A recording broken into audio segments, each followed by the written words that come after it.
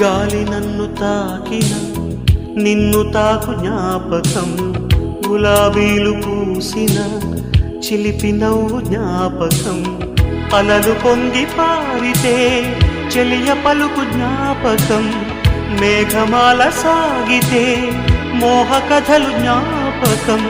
మనసు లేకపోతే మనిషి ఎందుకంట నీవులే.